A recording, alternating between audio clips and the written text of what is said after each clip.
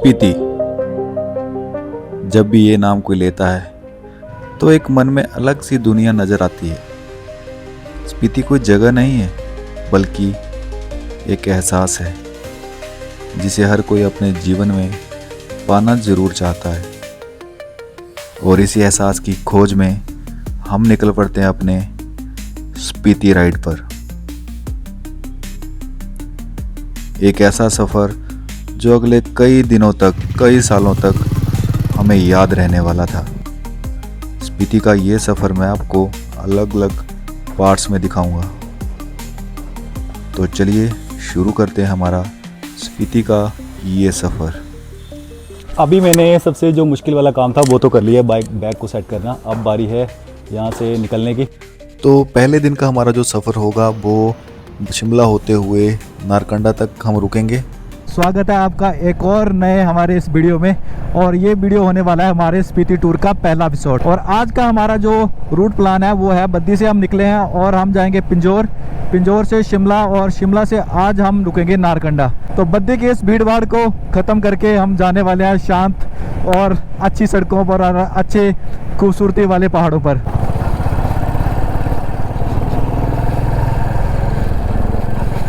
यहाँ से जो हमारा सफ़र है वो थोड़ा पहाड़ों की तरफ आगे बढ़ने वाला है। पिंजौर जब वो थोड़ा सा पीछे रह गया, अब हम बढ़ने जा रहे हैं आगे परमाणु, परमाणु से सोलन, और सामने देखो जो पहाड़ियाँ हैं वो शुरू हो गई। तो दोपहर को निकलते टाइम मेरे मन में ख्याल आ रहा था कि मैं टी शर्ट में निकलता हूँ।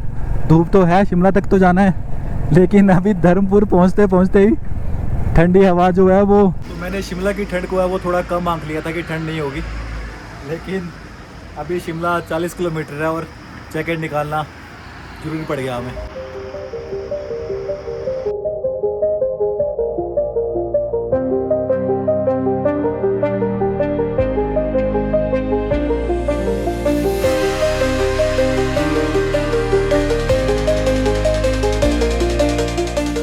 चौकी से जो है वो रास्ता थोड़ा सा और तंग हो जाता है और जो हवा है ना वो ज़्यादा ठंडी हो जाती है। तो इसके आगे क्या है कि एकदम से हाइट बढ़ती है और शिमला तक पहुँचते पहुँचते जो है वो टेम्परेचर बहुत ज़्यादा गिर जाता है। फिलहाल नारकंडा जो है अभी यहाँ से शोगी से 90 किलोमीटर है।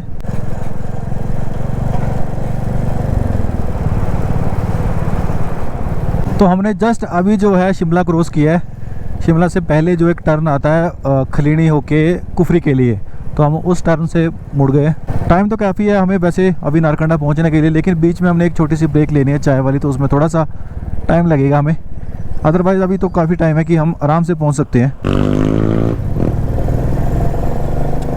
तो अंधेरा होते ही हम यहाँ नारकंडा में रुकते हैं और सुबह उठते ही हम करते हैं अपने आगे के सफ़र की तैयारी।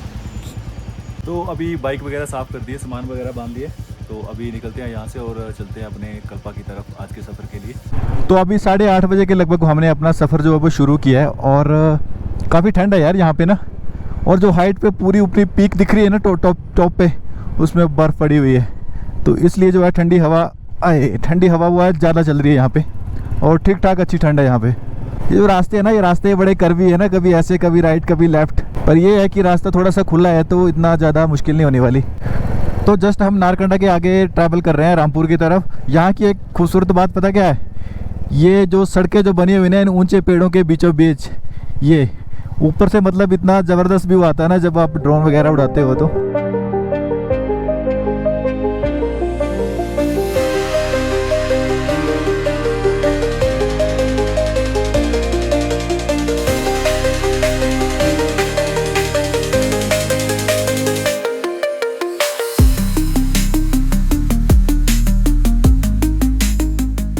तो मैंने ध्यान नहीं दिया, पर मेरी बाइक जो है 15,000 किलोमीटर चल गई है पूरी। लगभग 10 महीने हो गए और 10 महीनों में मैंने इसको 15,000 किलोमीटर चलाया अभी फ़िलहाल। तो अभी तक जो है परफॉर्मेंस ठीक ठाक है लगभग बाइक की। अभी आगे देखते हैं इसके बाद 15,000 किलोमीटर के बाद जब अगली सर्विसें इसकी होंगी तो उसके बाद किस तरह की परफॉर्मेंस करती है। तो अभी हम हैं इस जगह पे जिस जगह का नाम है नाथपा। और यहाँ आप ये देखो यार, पहाड़ी की ऊंचाई देखो कितनी है, और नीचे जो खाई है कितनी गहरी खाई है। सब जगह हर जगह पूरा गोल ऊंची पहाड़ियाँ, और बीच में इस रोड पे खड़े हैं हम। पानी का फ्लो चेक करो आप कितना ज़्यादा है, आपको शायद अभी ना दिखे, लेकिन जो पानी का फ्लो है वो बहुत ज़्यादा है। और ये नदी का पानी ना ठंडा ही बहुत होता है, क्योंकि ये ऊपर से थोड़ा बर्फ़ वाले उससे आता है। रोड तो ठीक है, लेकिन कहीं कहीं इस बार ना बरसात ज़्यादा हुई है तो कहीं कहीं ज़्यादा स्लाइडिंग वगैरह हुई है, उससे थोड़े से रोड ख़राब है। अदरवाइज़ बाकी तो रोड अच्छा है, और बाइक के लिए तो वैसे भी कोई दिक्कत नहीं होने वाली इस रोड पे।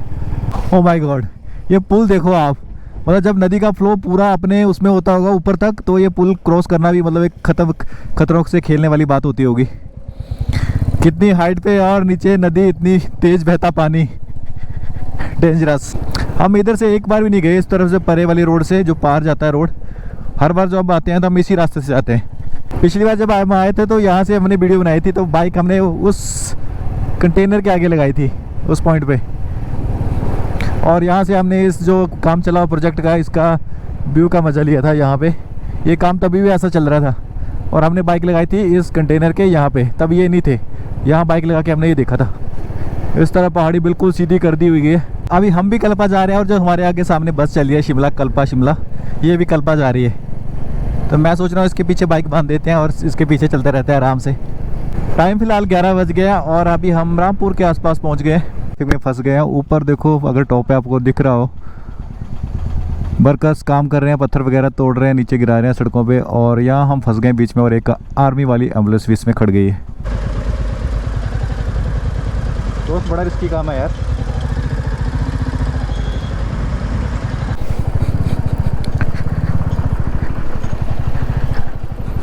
बरसात के कारण कुछ जगह सड़क थी वो बहुत ख़राब हो चुकी थी, लेकिन इस भीड़ भाड़ वाली जगह को पार करके हम पहुंच जाएं किन्नौर गेट के अंदर, और यहां से शुरुआत होती है दुनिया के सबसे ख़तरनाक रोड किन्नौर हाईवे की।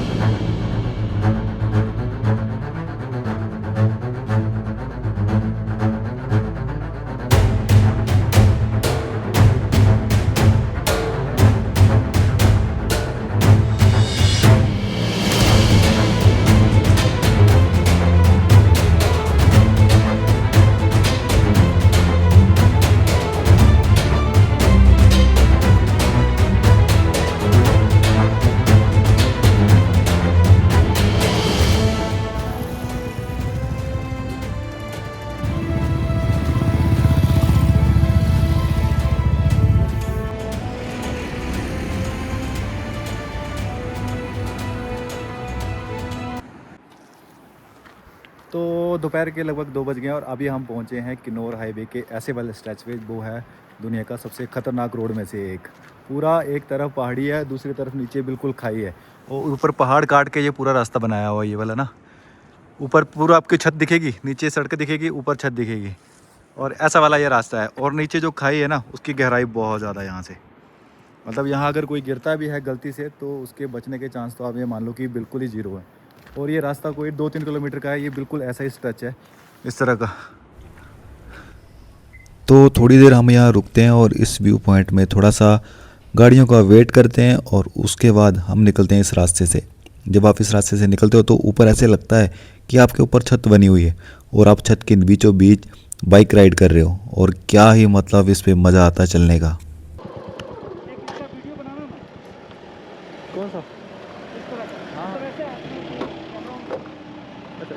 पहाड़ों में एक चीज़ रहती है कि 3-3:30 बजे भी ऐसा लगता है कि शाम हो गई है। ऊपर सिर्फ जो टॉप है वहाँ पे धूप आ रही है, नीचे अभी हम बिल्कुल नदी के साथ साथ है तो यहाँ पे धूप आ नहीं रही, और ऐसे लग रहा है कि शाम जैसी हो गई है ज़्यादा ही। ये जो स्ट्रेच है ना, ये थोड़ा सा दिक्कत कर रहे हैं।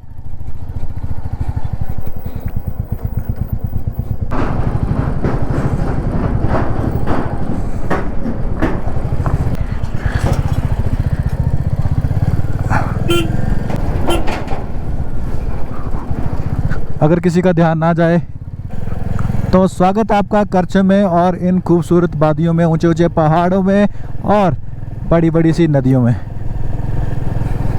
इस तरह के यहाँ पे कुछ रोड है, दोनों साइड में पत्थर है, पेड़ अब बड़े बड़े दिख नहीं रहे, ऊंचे पहाड़ दिख रहे हैं, पेड़ बहुत ही कम हो गए हैं, और लोगों के घर जो है वो भी थोड़ा थोड़ा इक्का दुक्का दिख रहे हैं। लेकिन सामने जो दिख रहा है सफ़ेद सफ़ेद बर्फ़ जो ऊपर वाली पहाड़ों वाली, वो बिल्कुल मज़ेदार है। उसके आगे सब फेल, सब रास्ते, सब दुख दर्द, सब ख़त्म। हवा बहुत चल रही है, यहाँ पे तेज़ हवा चल रही है। तो अभी हम हैं कल्पा से थोड़ा सा पीछे और ये ट्रिप हमारा स्पीति टूर का फर्स्ट पार्ट होने वाला है। अभी जो यहाँ पे ठंड है वो काफ़ी बढ़ गई है। ऊपर जो पहाड़ों के ऊपर टॉप पे है वहाँ पे बर्फ़ पड़ गई हुई है, तो ऊपर की पहाड़ियाँ जो है वाइट हो गई है। तो अभी हम यहाँ से कल्पा जा रहे हैं। आज कल्पा रुकेंगे और कल से कल्पा के आगे का सफ़र करेंगे।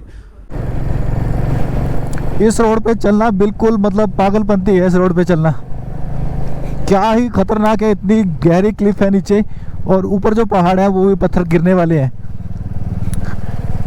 और नीचे गहरी नदी है। यहाँ जस्ट आगे सुसाइड पॉइंट भी है, जिसे सुसाइड पॉइंट के नाम से जाना जाता है। बहुत हाइट है, बहुत ज़्यादा हाइट है।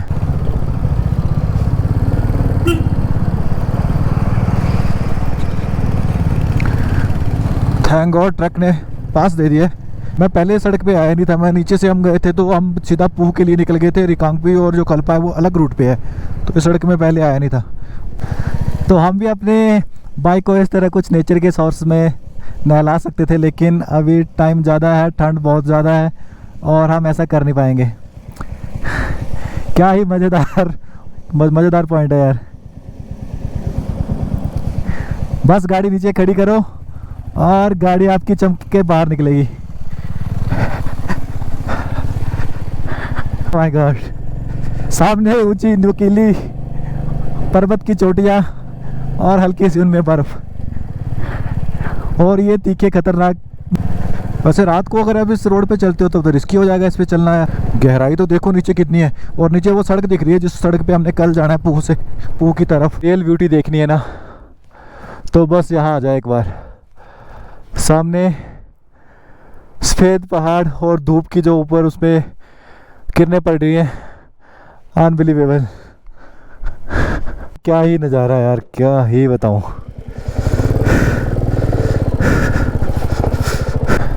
अभी सुबह की और जो शाम की धूप इस पे पड़ती होगी तब तो क्या नज़ारा होता होगा इसमें।